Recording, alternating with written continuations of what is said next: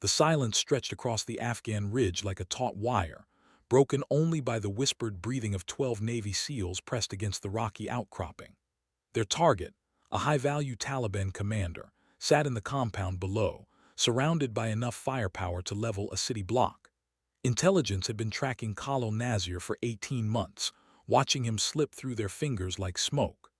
Now, finally, they had him cornered in this god-forsaken valley where the mountains scraped the belly of heaven itself.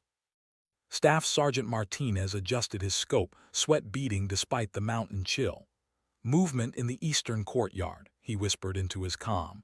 "Count 12 tangos, possibly more in the buildings."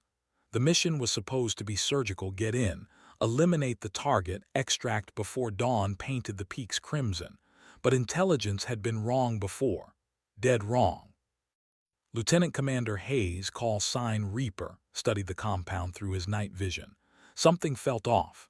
The guards moved with too much purpose, their positions too well coordinated for a routine patrol. His gut, honed by 7 deployments, screamed danger. "Control, this is Reaper. Requesting immediate ISR update on target location." The radio crackled. "Reaper Control, no change to your mission parameters. Target is confirmed in Structure Alpha. You are cleared hot." But Hayes wasn't convinced.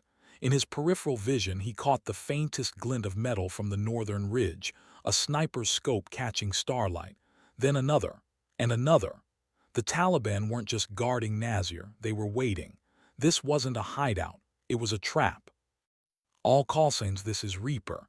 Mission abort. Say again, mission abort, we've got." The world exploded in muzzle flashes. Machine gun fire erupted from concealed positions, tracers painting deadly arcs across the night sky. The SEALs scattered, diving for cover as bullets chewed apart the rocks around them. Hayes rolled behind a boulder, his mind calculating angles, distances, escape routes. They were pinned down, outnumbered, and 3 clicks from the nearest extraction point. "Control, Reaper, taking heavy fire. Request immediate CAS." His voice cut through the chaos of automatic weapons and ricocheting rounds. "Reaper Control, negative on fixed wing. Closest Apache is 20 minutes out." 20 minutes, they'd be dead in 5. That's when they heard it, a sound that didn't belong in this ancient landscape of stone and blood. A low rumble, growing stronger, coming from the west. Hayes pressed himself deeper into cover as another burst of machine gun fire sparked off the rocks inches from his head. The sound grew louder, more distinct. The throaty growl of a Rolls-Royce Pegasus turbofan engine. Someone was coming. The Taliban fighters seemed to hear it too. Their firing slackened slightly, confused voices calling out in Pashto. Hayes risked a glance skyward and saw nothing but stars and the black silhouette of the mountains. But the engine noise was unmistakable now, echoing off the valley walls like thunder. Then, impossibly, a voice crackled over the emergency frequency. Female, calm, professional. Any call sign, this is Valkyrie. I'm 2 minutes out. Mark your positions with IR strobes. Time to go to work." The radio fell silent except for the static and the growing roar of an aircraft none of them had requested. Hayes exchanged glances with his men. Who the hell was Valkyrie? And what was she flying that could reach them this fast in terrain that would challenge even the most experienced pilots? Above them, the stars began to blur as something dark and angular dropped from the night sky, its engine signature unlike anything in the standard close air support playbook. The Taliban had set their trap carefully, but they hadn't accounted for the ghost in the machine, the pilot whose call sign had become legend in certain circles, whose story was whispered in ready rooms from Kandahar to Kuwait. They hadn't accounted for Lieutenant Colonel Indira, Valkyrie Thorn. The AV-8B Harrier II materialized from the darkness like a mechanical angel of death, its distinctive profile unmistakable even in the pre-dawn gloom. But this wasn't just any Harrier. This bird had been modified, upgraded with systems that officially didn't exist. The matte black paint absorbed radar signatures, while the upgraded avionics suite gave Thorn capabilities that pushed the boundaries of what was possible in vertical short takeoff and landing aircraft. Thorn's hands moved across the controls with the fluid precision of someone who had been born to fly. At 42, she was older than most pilots still pulling combat missions, her reflexes theoretically slower, her body less able to handle the crushing G-forces that came with aggressive maneuvering. But theories meant nothing when bullets were flying. Reaper Valkyrie, I have visual on your position. Recommend you keep your heads down. Through her helmet-mounted display, Thorn could see the heat signatures of the SEALs scattered across the ridge, their IR strobes blinking like digital fireflies. The Taliban positions were lit up like a Christmas tree, muzzle flashes, hot weapon barrels, and the distinct thermal signature of human bodies behind cover. She had trained for this moment her entire career. Not this specific mission, but this type of impossible situation where conventional wisdom said it couldn't be done. The valley was too narrow, the approach angles too steep, the margin for error non-existent. A single mistake would paint the mountainside with burning jet fuel and twisted metal. But Thorn had never been conventional. Control, Valkyrie requesting immediate clearance for danger close CAS. Friendlies within 100 meters of target. Valkyrie, control. Negative, too close for standard ordnance. Recommend you orbit until ground forces can create separation. Thorn's jaw tightened. She could hear the desperation in Hayes' voice over the radio as his men burned through ammunition, trying to stay alive against overwhelming odds. Standard procedures would get those SEALs killed. Control, Valkyrie. Respectfully, I'm not flying standard ordnance. The silence on the radio stretched for 3 seconds, an eternity in combat time. Then, Valkyrie, control, you are cleared hot. God help us all. Thorn allowed herself a grim smile as she rolled the Harrier into an attack run that would have been suicidal for any other pilot. The mountain walls blurred past her canopy as she dove toward the valley floor, her airspeed building beyond recommended parameters. G-forces pressed her into her ejection seat, but her hands remained steady on the stick. The Taliban fighters saw her coming now, their attention divided between the pinned SEALs and the screaming jet dropping from the sky like a falling star. Tracer rounds reached up toward her aircraft, angry red lines trying to find their mark. But Thorn was already moving, rolling left, pulling vertical, using the terrain itself as cover. She had learned to fly in conditions like this, in valleys just as narrow, mountains just as unforgiving. Her instructors had called her reckless. Her commanding officers had questioned her judgment. But the pilots who had flown with her, the ones who had seen what she could do when the situation was desperate and the odds impossible, they knew better. They called her Valkyrie for a reason. The first pass was reconnaissance, mapping the enemy positions and confirming what her sensors were telling her. 12 Taliban fighters in the compound, at least 6 more in concealed positions on the ridgeline. Heavy machine guns, RPGs, and enough small arms to outfit a platoon. They had planned this ambush carefully, but they had made one critical mistake. They had trapped themselves in the same valley as the SEALs.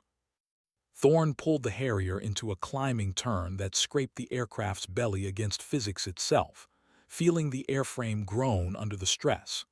She came around for her attack run, lining up on the northern ridgeline where the Taliban had positioned their heavy weapons. Reaper Valkyrie, guns, guns, guns.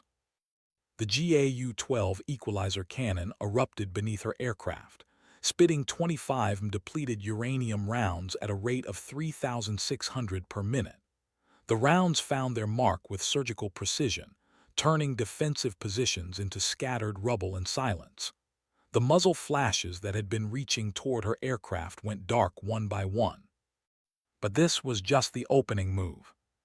Thorn had loaded her Harrier with a mixed bag of ordnance that would have raised eyebrows at any conventional briefing. Hellfire missiles for precision strikes, cluster bombs for area denial, and something else, something that officially didn't exist in any inventory database. The second pass took her lower, faster, threading the needle between mountain peaks, with a margin for error measured in feet rather than meters. She could see Hayes and his men moving now, using the suppression from her gun runs to reposition toward better cover. Professional soldiers adapting to a changing battlefield. Valkyrie, this is Reaper. Outstanding work. Can you maintain station for extract? Thorne checked her fuel gauge and weapon status. She had enough gas for maybe 10 more minutes of combat maneuvering, enough ordnance for 2 more effective strikes. But something in Hayes' voice told her this wasn't over. Reaper Valkyrie, I'm here until you're home. As if summoned by her words, new muzzle flashes began winking to life across the valley. Reinforcements. The Taliban had planned this ambush in layers, and the first wave had just been the opening gambit. Hayes and his team weren't just trapped, they were about to be overrun. The radio crackled with overlapping transmissions. Contact east, taking fire from multiple positions. We're running low on ammo. Above it all, Hayes' voice cut through the chaos. Valkyrie, we need everything you've got, right now.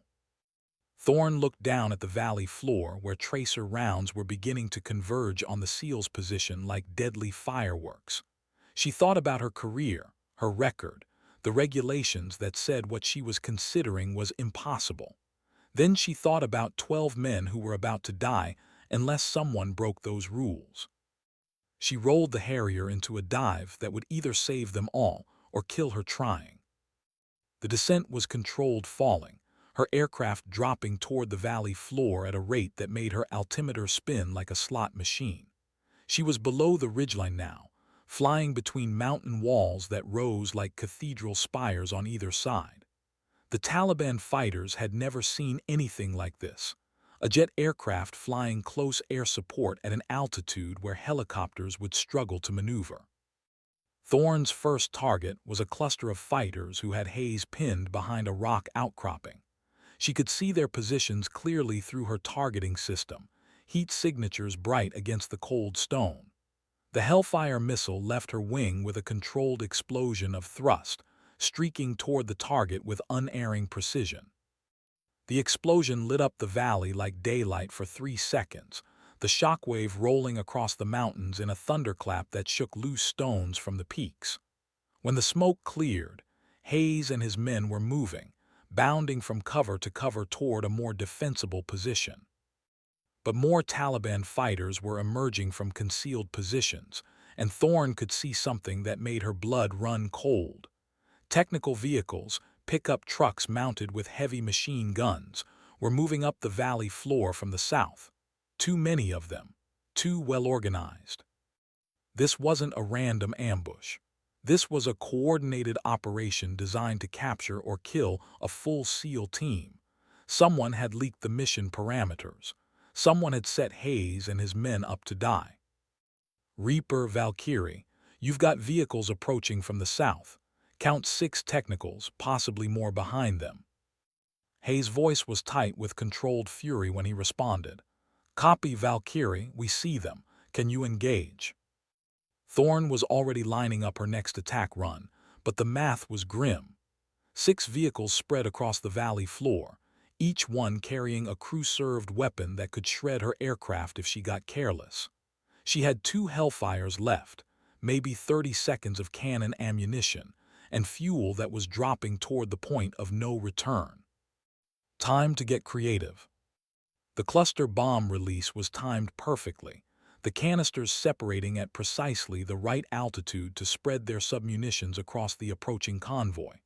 The explosions walked across the valley floor in a line of fire and steel, catching 3 of the 6 vehicles in the blast pattern. The other 3 swerved and scattered, their crews diving for cover. But it wasn't enough. Hayes and his team were still outnumbered, still trapped, and Thorne could see more heat signatures moving in the mountains above them. The Taliban had committed significant resources to this operation, and they weren't giving up. That's when Thorne made a decision that would either become legend or court-martial evidence. She pulled the Harrier into a vertical climb that pushed the aircraft beyond its recommended performance envelope, the Pegasus engine screaming in protest as she demanded more thrust than the designers had ever intended. At the apex of her climb, she rolled inverted and looked down at the battlefield spread below her like a deadly chessboard. 12 SEALs, maybe 40 Taliban fighters, mountains that boxed them all into a killing field with no way out. Unless someone changed the rules of the game. Thorne armed her final weapon, the one that didn't appear in any official inventory, the one that had been fitted to her aircraft by technicians who didn't officially exist. The targeting system painted the ridgeline where the majority of Taliban fighters were concentrated, calculating blast patterns and collateral damage probabilities. All call signs, this is Valkyrie. Recommend you get as deep in your holes as possible. This is going to get loud. The weapon that left Thorne's aircraft looked like a standard missile, but the warhead was something entirely different. Thermobaric, fuel-air explosive. A weapon that would suck the oxygen out of the entire valley for 10 seconds and turn the ridgeline into a moonscape. The explosion was unlike anything the mountains had ever witnessed. The initial blast created a fireball that reached up toward the stars, followed by an overpressure wave that cracked stone and shattered the Taliban's carefully prepared positions. The sound was biblical, the sound of mountains moving, of the earth itself crying out in protest. When the smoke cleared, the valley was silent except for the whisper of wind through broken stone. Hayes' voice came over the radio, shaky but alive. Valkyrie, Reaper. Outstanding, outstanding work. Valley is clear. We're moving to extract LZ. But Thorne wasn't listening to the congratulations or the mission success reports. She was looking at her fuel gauge, at the warning lights that were beginning to illuminate across her instrument panel, at the mountain peaks that stretched in every direction like the teeth of some ancient beast. She had just used the last of her ordnance to save 12 lives. Now she had to figure out how to save her own. The Harrier was heavy with empty pylons and nearly dry fuel tanks, but it was still capable of one more miracle. Thorne pointed the nose toward the extraction landing zone, a patch of relatively flat ground 20 kilometers away where a helicopter would meet Hayes and his team. She would escort them home, even if it meant landing on fumes. The flight to the LZ was surreal after the violence of the combat mission. The mountains looked peaceful in the pre-dawn light, their peaks touched with the first hint of sunrise. Thorne flew low and slow, conserving fuel, watching her instruments like a poker player watching cards. Below her, she could see Hayes and his team moving across the rocky terrain with the practiced efficiency of professionals who had just cheated death. They moved in a tactical formation, covering each other's movement, but there was something different in their bearing now, something that hadn't been there before. Respect. The radio had been quiet for the past 10 minutes, but now Hayes' voice crackled through the static. Valkyrie, Reaper. Request you join us on the ground when we reach the LZ. Someone wants to shake your hand. Thorne smiled for the first time in hours. Copy, Reaper. See you on the ground. The landing zone materialized out of the mountain landscape like an oasis, a small plateau surrounded by peaks, flat enough for a helicopter to set down safely. Thorne could see Hayes and his men already in position around the perimeter, establishing security while they waited for their ride home. She brought the Harrier in for a vertical landing that was equal parts skill and luck, the aircraft settling onto the rocky ground with the gentle touch of a bird returning to its nest. The engine wound down to silence, and for the first time in an hour, the mountains were quiet. Thorne popped her canopy and climbed down from the cockpit, her legs shaky from the adrenaline and G-forces. She was still wearing her flight helmet, her survival vest loaded with emergency gear, looking more like an astronaut than a traditional combat pilot. Hayes approached her across the landing zone, his weapon slung across his chest, his face blackened with camouflage paint, but his eyes bright with something that looked like awe. "Lieutenant Colonel," he said, extending a gloved hand. "I don't know who sent you, but you just saved 12 lives." Thorne shook his hand, feeling the strength in his grip, the calluses that spoke of years handling weapons and climbing ropes, and doing the impossible things that special operations forces did for a living. "Just doing my job, Reaper." Hayes studied her face, trying to reconcile the calm professionalism with the impossible flying he had just witnessed. "Ma'am, with respect, that wasn't just doing your job. That was—" he paused, searching for words. "That was something else." Behind him, the other SEALs were gathering, their weapons at the ready but their attention focused on the pilot who had pulled their bacon out of the fire. They had the look of men who had seen something that challenged everything they thought they knew about what was possible. The sound of rotors echoed off the mountain walls as their extraction helicopter approached, a Black Hawk flying low and fast toward their position. Soon they would be back at base, back to debriefings and reports and the comfortable routine of military bureaucracy. But first, Hayes had a question that needed answering. "Ma'am, if you don't mind me asking, where did you come from? I mean, we never requested close air support. You just appeared." Thorne looked up at the sky, now painted with the first colors of dawn. The stars were fading, giving way to the blue that would soon become the backdrop for another day in a war that seemed to have no ending. "Sometimes the best missions are the ones you give yourself, Reaper." The Black Hawk touched down in a cloud of dust and rotor wash, its crew chief already jumping out to help load the SEALs.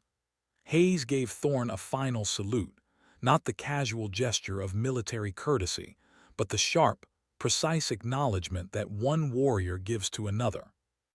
"Valkyrie," he said over the noise of the helicopter, "if you ever need anything at all, you call me. We owe you." Thorne returned the salute, then watched as Hayes and his team loaded onto the helicopter. Within minutes they were airborne, disappearing over the mountains toward safety and home. She was alone now in the high country, standing beside her aircraft with nothing but silence and the growing light of dawn. Her own extraction would come later, after the fuel truck and the maintenance crew, and all the logistics that kept war machines flying. But for now, there was just the quiet satisfaction of a mission accomplished, and 12 men who would go home to their families, instead of coming home in flag-draped boxes. In the growing light, Thorne could see the valley where the battle had taken place, now peaceful and empty except for the scars of combat. The Taliban fighters were gone, dead, wounded, or scattered to the winds. The carefully planned ambush had turned into a disaster for them, their trap sprung but empty. She thought about Hayes' question, about where she had come from and how she had known to be in the right place at the right time. The truth was classified at levels that most people didn't even know existed, part of a program that officially didn't exist and unofficially saved lives. But the deeper truth was simpler. She had been listening to the radio chatter, monitoring emergency frequencies from her patrol sector 50 kilometers away. When she heard Hayes' distress call, when she calculated the distance and response time of conventional support assets, she had made a choice that would either end her career or define it. She had chosen to act. The sun crested the mountain peaks, painting the high country in gold and shadow.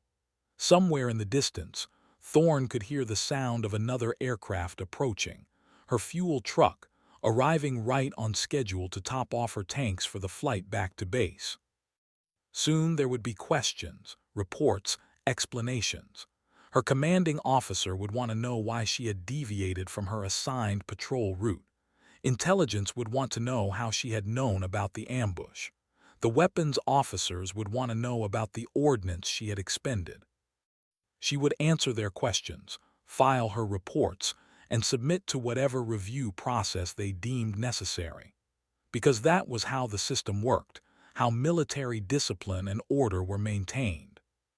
But she would also remember this morning, this moment when 12 professionals had lived to fight another day, because someone had been willing to break the rules when the rules weren't working. that was worth whatever consequences might come.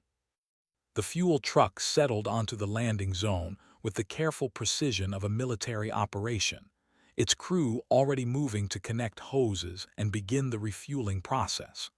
The crew chief approached Thorne with a clipboard and the matter-of-fact demeanor of someone who had seen everything the military had to offer. "Colonel Thorne, we're here to get you topped off and back to base. How much gas did you burn?" Thorne looked at her aircraft, at the empty weapons pylons and the scorch marks on the gun barrels from sustained firing. "All of it, Chief. Every drop." He grinned and made a note on his clipboard. "Yes, ma'am. The good missions usually do." As the refueling process began, Thorne walked to the edge of the landing zone and looked out over the mountains. The high country stretched in every direction, peaks and valleys hiding secrets and stories that would never make it into official histories. But the stories that mattered, the ones about people doing impossible things because someone else's life depended on it, those stories found their way into legend. The radio on her survival vest crackled to life. "Valkyrie, control. Request your status and estimated time of return." Thorne keyed the mic. "Control, Valkyrie. Refueling complete in 10 minutes. Estimated time to base 45 minutes." "Copy, Valkyrie. Be advised, debrief is scheduled for 800 hours. Multiple agencies want to talk to you." She smiled at that. Multiple agencies. That meant her little adventure had attracted attention at levels well above her pay grade, the kind of attention that either ended careers or started legends. "Roger, control. Valkyrie will be there." The refueling was completed with military efficiency, hoses disconnected, equipment secured, final checks completed.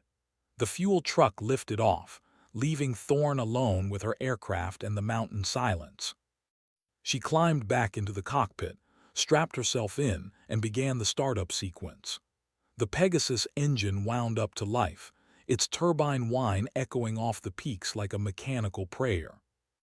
The vertical takeoff was smooth, the Harrier rising from the rocky ground like something that had never been subject to earthly concerns like gravity or physics. Thorne transitioned to forward flight and pointed the nose toward home, leaving the high country behind. But as she flew south toward base, toward debriefings and questions and whatever consequences awaited her, she carried with her the memory of Hayes' voice on the radio. "Outstanding work."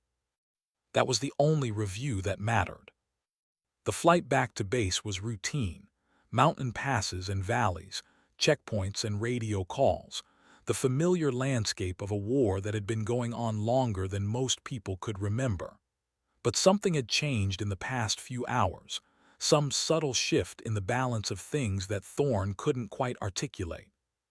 She had always been good at her job, always been professional and competent and reliable. But this morning she had been something more. This morning she had been exactly where she needed to be, exactly when she needed to be there. The airfield appeared ahead, a sprawl of concrete and steel nestled in a valley that had been chosen for its strategic value rather than its beauty. Thorne called the tower, received her landing clearance, and brought the Harrier down onto the runway with the practiced ease of someone who had done this thousands of times. But as she taxied toward the flight line, she could see that this wasn't going to be a routine return from patrol. There were too many people waiting, too many vehicles parked near the hangar, the kind of reception committee that usually meant either very good news or very bad trouble. She shut down the engine and popped the canopy, climbing down from the cockpit into the organized chaos of a military airfield. The ground crew moved in to service her aircraft, but their usual casual banter was replaced by something that looked suspiciously like awe. Colonel Marcus Webb, her commanding officer, was waiting near the hangar with an expression that gave nothing away. Behind him stood a collection of officers from various services and agencies, their rank insignia and unit patches telling a story of high-level interest in the morning's events. "Colonel Thorne," Webb said as she approached, "interesting morning." "Yes, sir. quite routine until about 500 hours. Webb's expression didn't change, but she caught the slightest twitch at the corner of his mouth. Routine. Yes, we'll discuss your definition of routine in the debrief. He gestured toward the assembled officers. Seems your routine morning has attracted some attention. Among the group, Thorne recognized faces from Intelligence, Special Operations Command, and at least 2 agencies whose existence was officially classified. Whatever had happened this morning had rippled through the chain of command like a stone dropped in still water. "Ma'am," one of the officers stepped forward, a Navy captain with the quiet confidence of someone accustomed to asking difficult questions. "Captain Morrison, Naval Special Warfare Command. I represent the team you assisted this morning. They asked me to pass along their appreciation." Thorne nodded. "Just glad they made it home, sir." Morrison studied her face, looking for something. "Ma'am, with respect, what you did this morning. It wasn't just anything. Lieutenant Commander Hayes has been in special operations for 12 years. He says he's never seen flying like that." The other officers were listening now, their attention focused on Thorne with the intensity of professionals trying to solve a puzzle. She had become something of a problem for them, a deviation from expected parameters that needed to be understood and categorized. Colonel Webb cleared his throat. "Gentlemen, if we could move this inside. The colonel has had a long morning, and I suspect this conversation is going to take a while." The debriefing room was sterile and windowless, designed for conversations that couldn't be overheard or recorded. Thorne found herself at one end of a conference table, facing a collection of officers whose questions would determine whether her career continued or ended. But she had been in rooms like this before, had faced questions from people who outranked her by margins that should have been intimidating. The difference was that this time, she had no doubts about what she had done or why she had done it. Captain Morrison opened the questioning. "Colonel, let's start with how you came to be in position to respond to the distress call." Thorne had expected this question, had prepared her answer during the flight back to base. "Sir, I was conducting a routine patrol in Sector 7 when I monitored emergency traffic on the guard frequency. Upon hearing the distress call and calculating response times for available assets, I determined that I was in the best position to provide immediate assistance." "You deviated from your assigned patrol route without authorization." "Yes, sir. I made a tactical decision based on battlefield conditions." Morrison made a note on his tablet. "Tell me about your approach to the target area. Our preliminary analysis suggests you flew through terrain that should have been impassable for fixed-wing aircraft." This was the question Thorne had been dreading. The truth was that her approach had been borderline reckless by conventional standards, threading her aircraft through mountain passes with clearances measured in feet. But conventional standards assumed conventional situations. "Sir, the terrain required aggressive maneuvering. I used the mountain topology to mask my approach and achieve surprise." Aggressive maneuvering. Morrison's tone was neutral, but Thorne could hear the skepticism underneath. "Colonel, I've reviewed the tactical data from the SEAL's position. Your approach vector should have been physically impossible." The room fell silent. This was the moment of truth, when Thorne would have to explain how she had done something that the textbooks said couldn't be done. "Sir, with respect, the textbooks assume standard conditions. This morning's conditions were anything but standard." One of the intelligence officers leaned forward. "Colonel, we're not questioning your skill or judgment, but what you accomplished this morning represents a significant tactical development. We need to understand how it was achieved." Thorne looked around the table at faces that were professionally curious rather than accusatory. These weren't people looking to end her career. They were people trying to understand whether what she had done could be replicated, taught, incorporated into doctrine. "Gentlemen, I've been flying the Harrier for 15 years. I know what the aircraft can do, and more importantly, I know what it can do when pushed beyond normal parameters. This morning required pushing beyond normal parameters. Colonel Webb spoke for the first time since the debrief began. Indira, what they're trying to understand is whether this morning was an anomaly or whether it represents capabilities we didn't know we had. The use of her first name was significant. Webb was signaling that this wasn't an adversarial proceeding, that the people in this room were on her side. Sir, every aircraft has capabilities beyond its published specifications. Every pilot has techniques that aren't in the manual. This morning, I used both. Morrison nodded slowly. Fair enough. Let's talk about your weapon selection. According to our records, your aircraft was carrying ordnance that doesn't appear in standard inventory. Here it was. The question about the thermobaric weapon, about the modifications to her aircraft, about the program that officially didn't exist.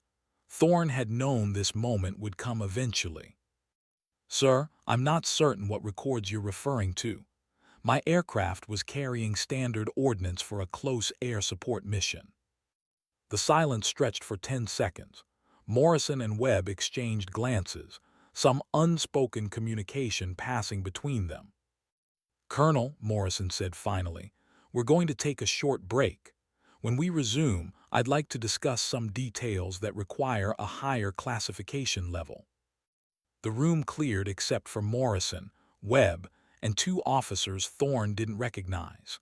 When the door closed behind the others, Morrison's demeanor shifted slightly. Colonel Thorne, I'm going to ask you some questions about programs that most people in this building don't have clearance to discuss. I need you to understand that everything said in this room stays in this room. Thorne nodded. She had been expecting this moment since she first volunteered for the program 18 months ago. Ma'am, are you familiar with Project Nightfall? The words hung in the air like smoke. Project Nightfall. The program that didn't exist, that developed capabilities that weren't in any manual, that pushed the boundaries of what was possible when lives hung in the balance. Yes, sir, I'm familiar with Nightfall. Morrison smiled for the first time since the debrief began. Outstanding. That explains a few things. The weapon you used this morning, the thermobaric device, that's a Nightfall development. Yes, sir. Field testing for effectiveness in mountainous terrain. And the modifications to your aircraft, the enhanced avionics, the targeting systems. Also Nightfall, integrated package designed for precision engagement in complex terrain. Webb leaned back in his chair, pieces of a puzzle falling into place. Jesus, Indira, you turned a routine patrol into a live-fire test of experimental weapons. Sir, the situation required innovative solutions. The Nightfall package provided those solutions. Morrison was making notes rapidly on his tablet. Colonel, I need to understand something. This morning, did you know that SEAL team was walking into an ambush? The question caught Thorne off guard. No, sir. I responded to their distress call after they were already in contact. But you happened to be in the area, conducting what you've described as a routine patrol, carrying experimental weapons that were perfectly suited to the tactical situation they encountered. Thorne felt the first stirring of unease. Sir, if you're suggesting. Morrison held up a hand. I'm not suggesting anything, Colonel. I'm trying to understand whether this morning was luck, skill, or something else. The room fell quiet except for the hum of air conditioning and the distant sound of aircraft operations. Thorne realized that she was at a crossroads, that whatever she said next would determine not just her own future, but possibly the future of the Nightfall program. Sir, it was preparation meeting opportunity. I've been training with the Nightfall package for over a year, waiting for the right situation to test its capabilities under combat conditions. This morning provided that situation. So you've been looking for a mission like this. I've been preparing for a mission like this. There's a difference. Morrison closed his tablet and sat back in his chair. Colonel, I'm going to be direct with you. What you accomplished this morning has attracted attention at the highest levels. There are people who want to know whether the Nightfall program is ready for wider implementation. And there are people, Webb added, who want to know whether you're the right person to lead that implementation. The implications hit Thorne like a physical force. They weren't just debriefing her morning's activities, they were evaluating her for something much larger. Gentlemen, with respect, I'm just a pilot doing my job. Morrison smiled. Colonel, just pilots don't thread Harriers through mountain passes that would challenge helicopter crews. Just pilots don't put thermobaric weapons exactly where they need to go with surgical precision. Just pilots don't save entire SEAL teams from carefully planned ambushes. Webb nodded. What Captain Morrison is saying, Indira, is that you might be exactly what the Nightfall program needs to take the next step. Which is expansion, training other pilots, developing doctrine, turning this morning's improvisation into tomorrow's standard operating procedure. Thorne looked around the room at faces that were suddenly showing a different,